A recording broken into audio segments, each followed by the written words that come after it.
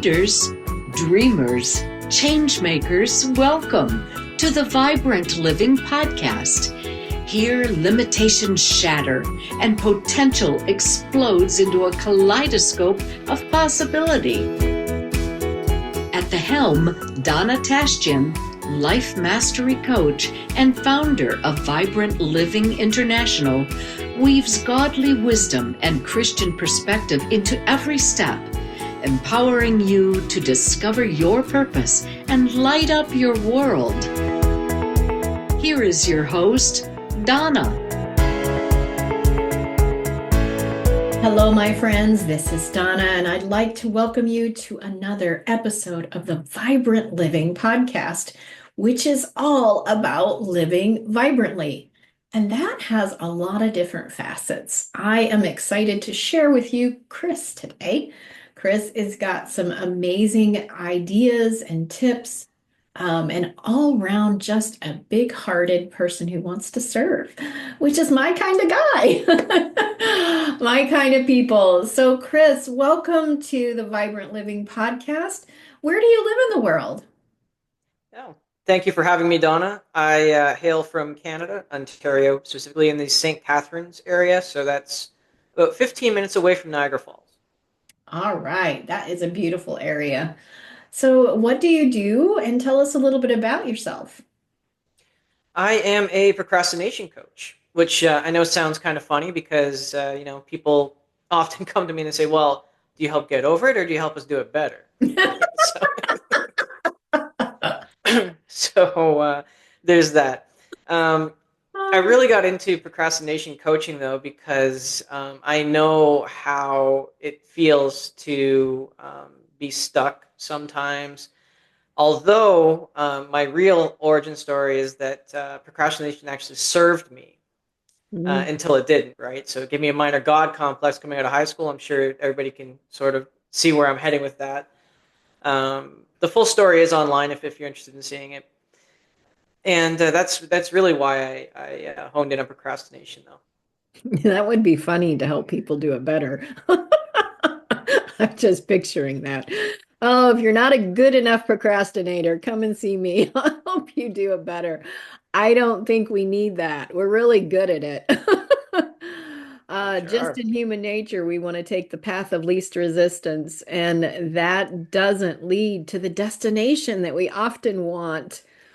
That we think it will, but it really doesn't.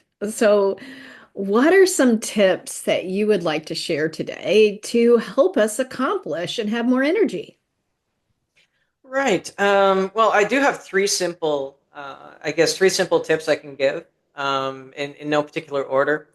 The first and foremost, I think the most important thing you can do is if you can find your why.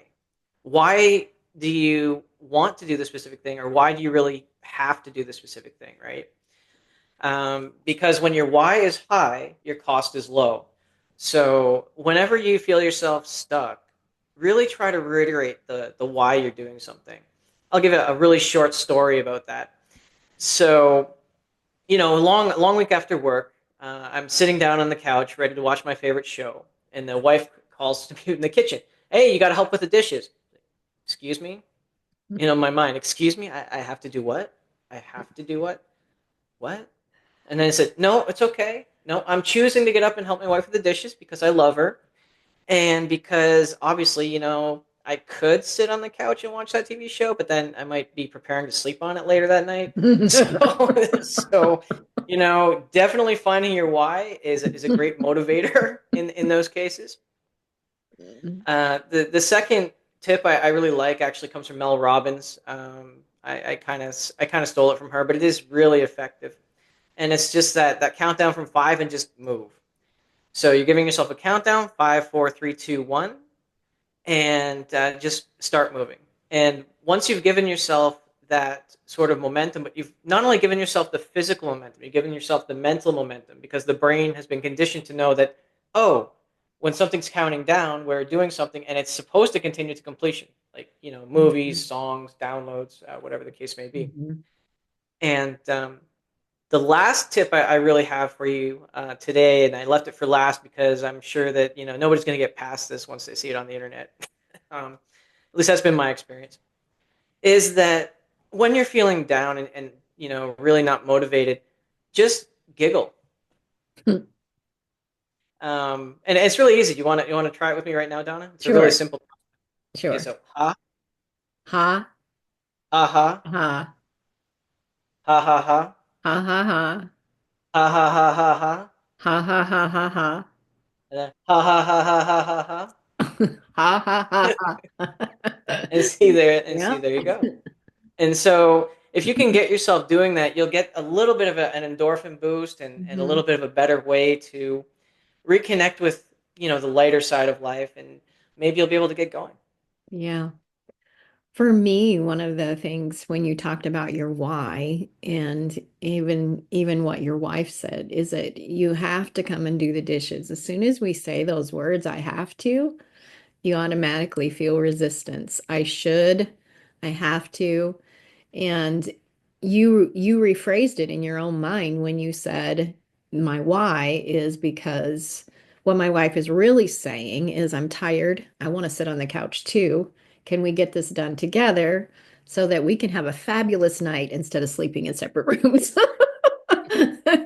And so it for me, procrastinations is changing my words. Instead of saying, I have to do the dishes, I have to go here, I have to do this for my boss, is just saying, I choose to, if you can't sue anything else. I choose to do this because you're going to feel internal resistance as soon as we're made to do something. And as soon as we feel forced. And so that's one thing that's helped me, which ties into your first one a lot is redefining why you need to do something. And, because if I didn't have the dishes, I wouldn't have my family. If I was all alone, I wouldn't have that many dishes. I wouldn't have this. So I can be thankful for those things. I have trouble with dirty bathrooms, but But the same thing applies because when, you get to be a little bit older and your kids have left home and you got grandkids, you start to notice the things like, wow, that used to take me a lot of time and I complained about it. And now I don't have that thing. And so redefining our words that we use is one of the things that's really helped me and another thing for me is just like you said, the 1, 2, 3, or counting down to five and moving is movement of some sort and has helped me also with procrastination. And that giggle one is a good one. Um, Learning to laugh at the things that are going on that you don't like and choosing what you want instead. Joy is so empowering. If you can't do that, if that feels super silly, just watch Lucille Ball for a minute or somebody like Tim Conway or, some funny bloopers. Because you'll find yourself laughing. And if you set a timer, it's like, I'm going to do this for a certain period of time, then I'm going to count down and get moving. So I think those are great. What other thoughts do you have? Well, I love the fact that you go back to choosing as well, right? Because we tend to think that we have way less power and control over things than we really do. But I mean, everything's a choice. Mhm. There's literally two things on the planet that aren't, right? And that's coming into it and, well, eventually leaving it. Everything else is a choice, and you're right. By taking that power back, we're able to do more things. And I think that's an issue in our society today is we don't know why we do things. We just know that we do them. And I think that that's why, especially when you think taxes, like why are we doing it? That's a big one. Tax season's right around the corner, right? So uh, many people say, well, why am I paying these, right? So if we knew that, more people would probably do it. Well, that and if they ever made it less confusing. Yes. Yes. Um, and there is a part of doing it because it's the law that is required as well, but it feels if you know the why, it changes the way you approach a lot of things. So, what are some of the things that you do to help people in this area? So some of the things I do to help people in this area, first and foremost, and in my book, is energy management. Mm. Because normally, I mean, we have so many apps today. We've got calendars, we've got Trello, we've got Fast Track, we've got Notion, we've got Motion, we've got all these task lists, right? And people often come to me, uh, as a last resort. They'll say, "Hey, Chris, I do this. My calendar's, full all the time. I got everything blocked out. I do the Pomodoro technique. I do the other thing, but I'm just not getting things done." And it's not about time management in that case because anybody can stuff a calendar and not do it. I mean, I've Mhm. done that with a few things myself, right? I'm sure everybody has that. Paint the fence. I'm going to do that this Saturday. Oh, it's sunny. No, I'll just move it to next week, right? Um, so a lot of times it's more about energy management and your mindset management. So when your why is high, your cost is low, but also what activities drain you and what activities energize you. And if an activity is going to drain you, try not to put it at a time when it's going to ruin the rest of your day or the rest of your afternoon or the rest of something else that you're going to be doing. Yeah. One of the things that I've learned is if I've got to do something that is draining, is follow it up with something that's energizing so that it's a replenishing thing and actually noticing which things feel that way. Following up with something that you love to do or you enjoy doing, following that. And then there's a reward, which helps your brain as well. I do the hard thing, if you will, and then I get a reward. And it's not, not eating another ice cream. I don't mean that. I mean doing something that you enjoy, because that can, reap different problems. So, but that is another tip that I've learned that's helped me too in accomplishing a lot of better, more things that you actually want to do, and you feel more accomplished. The other thing for me is not overbooking what I think I can accomplish a day. I think every person has too much on their to-do list and they can actually do during the day. And then so slimming that down, what are three things? If it's a big thing, what is one thing? Or if it's a really big thing, what part of one thing do I want to do? Because then your brain says this is not overwhelming. This is manageable. This is something that I can actually do. And then I'm going to go have dinner with my friends or watch a movie or whatever it is. And so there's a reward for it too. To me, that those are some things that's helped me. One of the best ways to really overcome procrastination is understanding the why. And it's not the whole task or the whole thing that you're avoiding. It's often only one part of it. And when you can negotiate or get rid of or, somehow rectify that one part, you'll actually find that the procrastination goes away and you'll be able to actually overcome procrastination in other areas of your life as well that are related. I'll give you a really real example. And this just goes to show you that knowing yourself is really important as well. Mhm. So I'm not a big gym person, but I do, I have a set of weights I like to use in the garage, exercise bike, that sort of thing. Get up at 5:30, do some exercise and go over my day. So my daughter gets off school for summer and I start saying to myself, it's nice outside. I don't want to be doing this. I want to be spending more time with her. I want to be enjoying outdoors because it's Canada and we only get so Mhm. much good weather. Mhm. So that went fine. So summer came and went. I'll get back into it when she gets back in school. So school comes around. I'm back in my routine. 5:30 up, go to do the exercise, no problem. End of October, beginning of November, I start to notice I'm dragging my feet. I don't really want to get up. I definitely don't want to go to the garage. And I'm saying to myself, okay, what's going on? So break it down.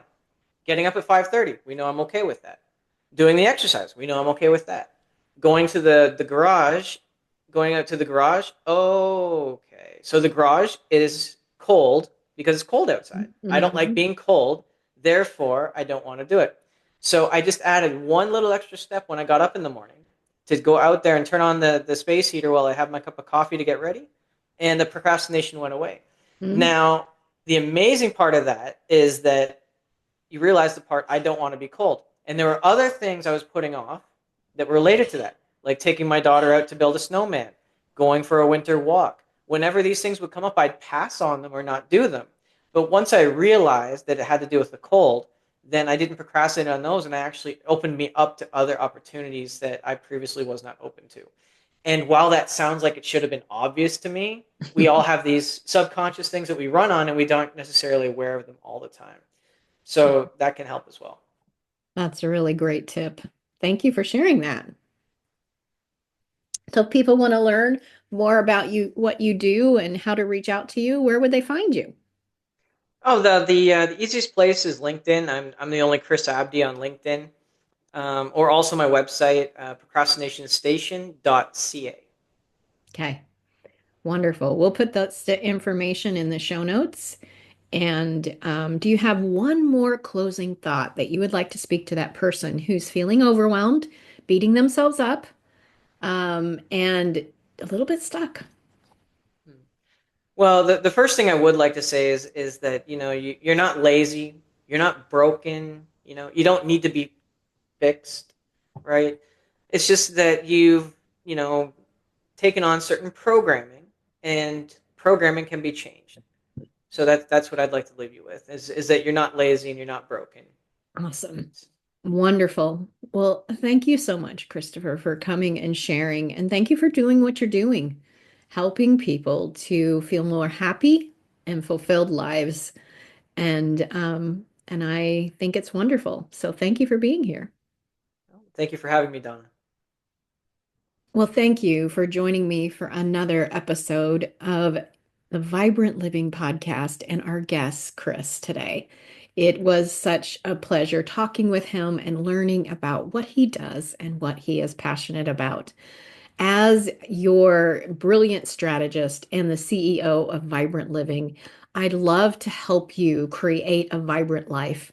And so I want to make available to you a wisdom consultation where this is not a sales call. This is where you get support in the area that you need so that you can live the life you've always dreamed, a vibrant life.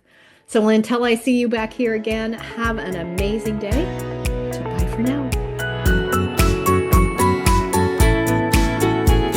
I hope your soul feels ignited, your spirit nourished, and your mind buzzing with possibilities. Share this with a friend who needs a dose of vibrant living.